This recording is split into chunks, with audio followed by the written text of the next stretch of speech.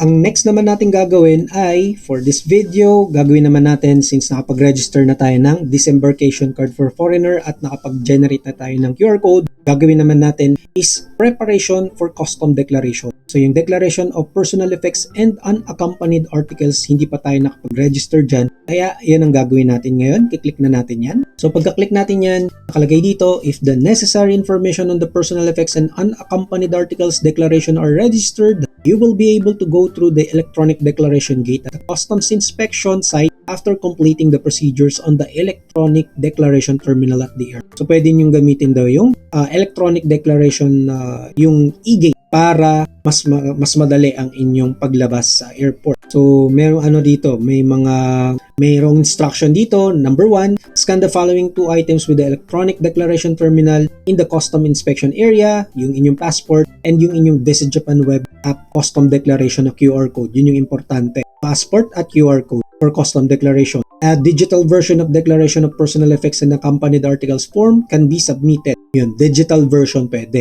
Then custom process can be made smooth by using this service while waiting for the checked luggage. Mas madali nga naman kapag ginamit nyo na ito. Ito yung parang mas automatic na mas mabilis kayo makakalabas ng Japan. Pero baka katulad nyo na nabalita natin dati, di ba? May mga dalang meat, baka dun kayo maharang kung meron kayong dala. Then number 2, have a photo of your face taken by the electronic declaration terminal. Yan, kukuhanan kayo ng picture. And your identification will be verified by checking the photo against the image of your face stored on the passport IC chip. The photo of your face is only used to verify your identification and is deleted after you pass through the gate. Then please proceed to the electronic declaration gate or custom inspection stand as guided by the electronic declaration terminal. Maganda naman na basahin pa rin natin to kahit napakahaba, no? Kasi para malinaw sa atin kung ano yung gagawin natin. Kapag kayo na rin yung nasa customs o anong gagawin ninyo. So for the electronic declaration gate, identification will be verified while walking through. When using electronic declaration gate, photo captured during the verification are only used for the purpose of identification and are deleted after passing the gate. Bilis lang naman yun eh. Actually, meron na dong parang magka-capture dun sa inyong pag dumaan kayo dun sa electronic gate.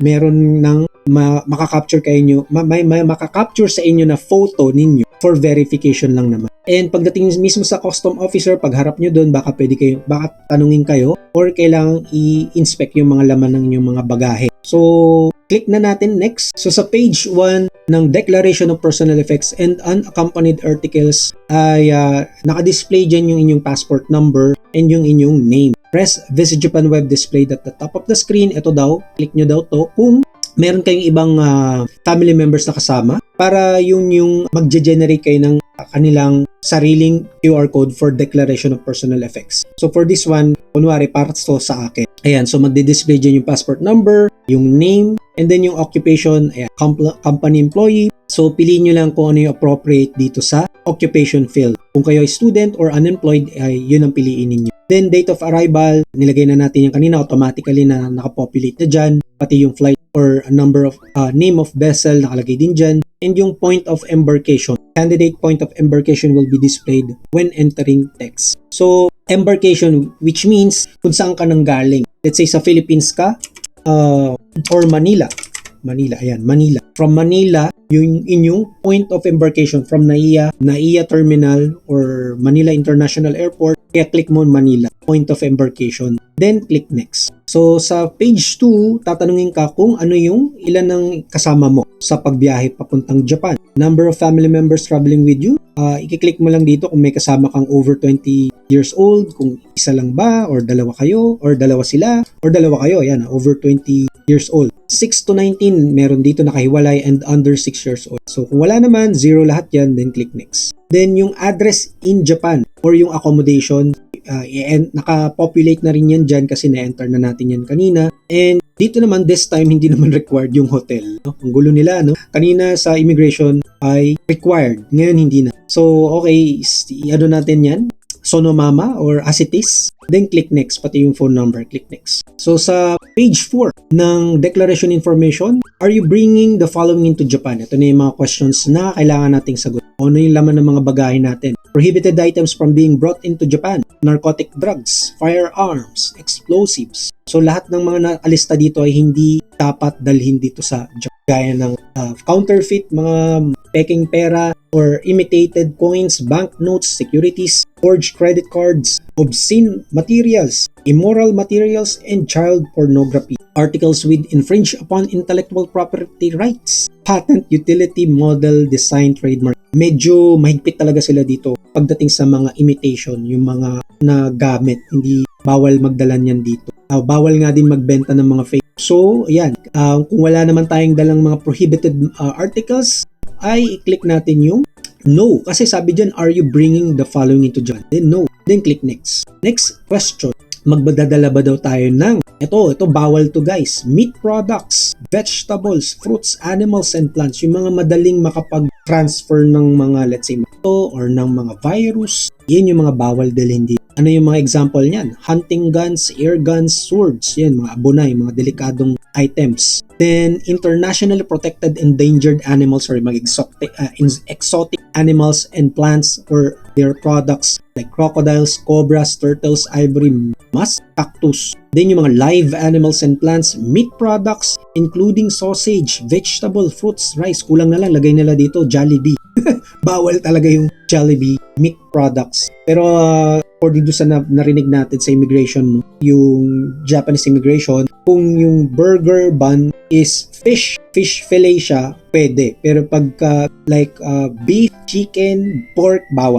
Ayan. Then, please go through quarantine inspection prior to custom inspection. So, wala naman tayong dadaling ganyan, kaya click no. Then, click next.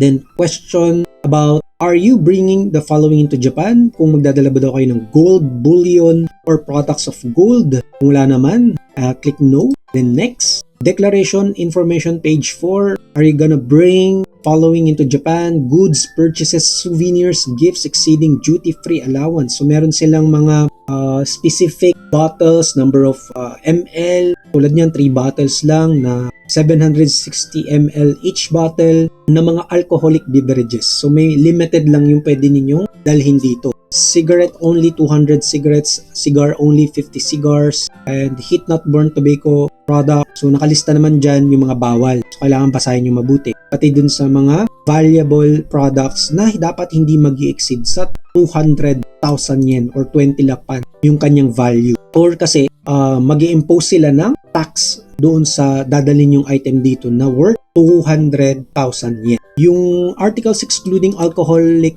beverages, ayan, articles with total overseas market value of 10,000, yes, 10,000 yen or less per item are duty in principle. So basta isang lapad pababa yung halaga ng product, okay lang dalhin dito. Ayun, maliwanag naman yun, no? Excluding alcoholic beverages or yung mga tobacco products and perfumes. Basta mga overseas market value na less than or 10,000 yen or less ay duty-free, na hindi yan taxable. As for children under 6 years old, duty-free allowance are limited to the articles owned for their personal use. Then click no kung wala naman tayong dalang ganyan. Then click next. So number 5, are you bringing the following into Japan? Commercial goods or samples. Let's say magbebenta ka ng mga products dito, may dala ka bang mga commercial goods? And kasi kung meron ay subject to custom duties since they are not provided for personal use. So kung magdadala ka lang ng mga overseas materials dito for personal use, okay lang yun. Pero kapag for ibebenta mo for business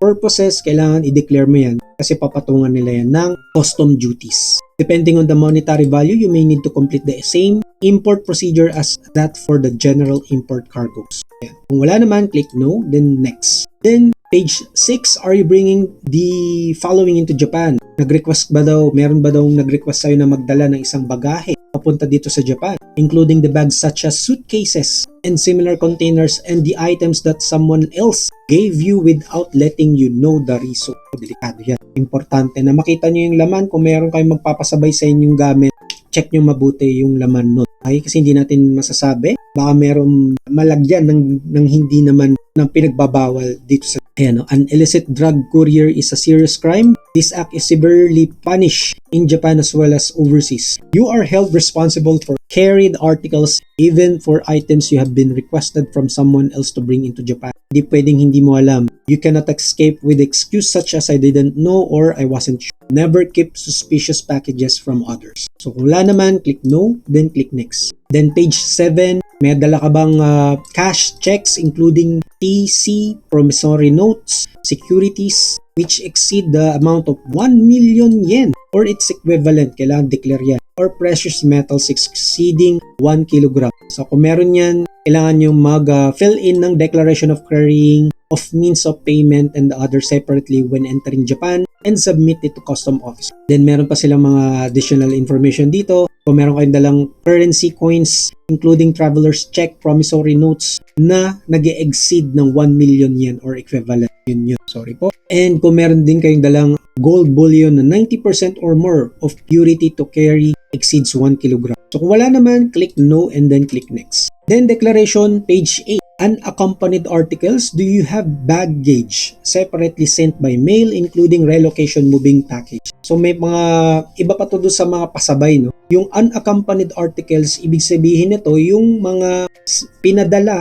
via mail or delivery service from travel destination. Let's say may package kayong pinadala from Philippines such as moved packages, belongings that have become useless at travel destination and souvenirs apart from personal effects na dala-dala ninyo. Sabi, to carry, personal effects to carry with. So, hindi ka daw pwedeng mag-declare ng unaccompanied articles after entering Japan. Hindi pwede na saka mo lang i-declare kapag pagdating mo dito sa Japan. So kung meron man, ayan, enter mo dito kung ilan. Kung wala naman, enter, kung hindi ka sure, kung meron kang dala pero hindi mo sure kung ilan yun, enter 0 if you're unsure. Kung yes, saka mo lang may-enable yan. Kung no, yan, hindi mo na may-enter, hindi ka makapag-type dito. Then click next kung no naman. So ayan, sa page 14 ay naka-summary na doon lahat or naka-summarize na doon lahat ng information na in-enter ninyo. Such as yung inyong basic information, passport number, name, occupation, date of arrival, flight number, point of embarkation kung saan kayo galing, and kung may mga kasama ba kayong family members, and kung saan kayong address dito tutuloy sa Japan. Then yung mga declaration information na nilagay natin kanina, sinagutan natin lahat ng no. Okay, so scroll down below and click register. So pagka na-click register na natin, back to entry return procedure, and pwede na tayong mag-generate ng scroll down natin papunta dito sa preparation for customs declaration. Makikita natin na registered na tayo dito and pwede na tayong mag-generate ng QR code. So click natin yung QR code. Pagka-click natin ng QR code, click next and ayan na. So nakapag-generate na tayo ng QR code for custom declaration. So ang gagawin na lang natin, isisave lang natin tong QR code and ayun, papakita na natin sa customs at kung ano yung na-explain natin about sa electronic gate, pwede nyo gamitin itong QR code for custom declaration. So dalawang QR code lang yan, immigration QR code at custom QR code. Kung nagustuhan nyo yung video na to, thank you so much for watching. Kung nagustuhan nyo, like, share, and subscribe. Kung hindi ka pa nakasubscribe, mag-subscribe ka na at hit mo yung notification bell para lagi kang updated sa aming mga susunod pang upload ng mga videos at sa iba pang mga topics namin related sa pamumuhay dito sa Japan. Punta nyo aming YouTube homepage, click nyo yung playlist dahil marami kaming playlist dito na makakatulong sa inyong pamumuhay dito sa Japan. Thank you so much again for watching. This is Alan and I will see